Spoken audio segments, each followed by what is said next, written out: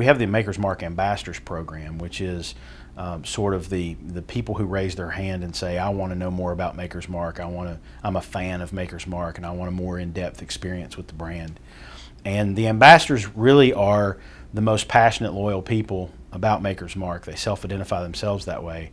And so what we knew is we can't just throw a blog up on the website and let everybody come to it. We have to talk to the ambassadors about this first.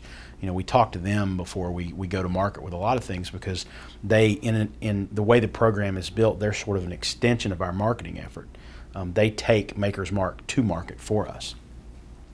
So we ultimately decided, well, we're going to build the blog on the ambassador's website. So you have to have a login and password to get to it. It's not public.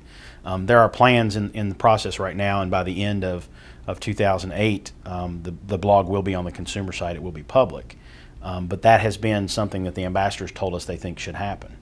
And so we're sort of listening to the ambassadors and moving the blog, migrating it to the consumer site.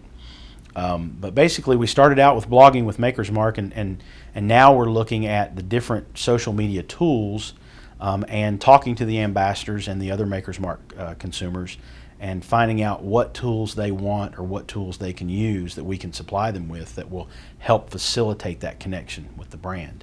The biggest thing on the horizon, the biggest development we've had with them, is that the ambassadors have a great line of communications with the brand. The brand has a great line of communications with them. But every time we do an annual event called Thoroughbreds and Redheads, where we bring everybody back to Kentucky for a horse race at Keeneland, and then they come to the distillery and they buy bottles out of their barrel. If you're an ambassador, you get your name on a barrel, so on and so forth. And when they come for that weekend, what we've seen over the last 6 or 7 years that we've been doing this is that they just really want to talk to each other more than anything else. They want to know who other ambassadors are. Are there other ambassadors in my area? Are there other ambassadors that share my same interests? And so we listened to what they had to tell us about how they would like to communicate. And so now we're building a very purposeful social network. It's not going to be a full-blown MySpace or Facebook. It's going to be the tools that they've asked us for. They want to connect with each other. They want to be able to schedule a cocktail party or an after-work, meetup and invite other ambassadors to join them, to enjoy Maker's Mark together.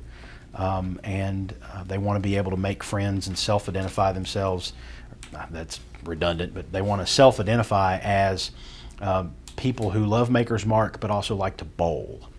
And so we're going to give them messaging and search functionality. We're going to give them group functionality so that they can identify themselves as the member of a group, either geographically or interest-based.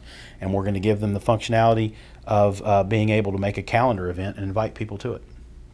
And it's creating a culture of connectivity.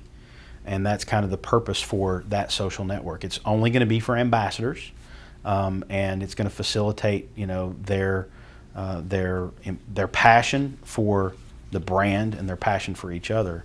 And it's just going to help increase that enthusiasm level when they talk about Maker's Mark and how much of an enriching experience it is to be involved with that kind of brand.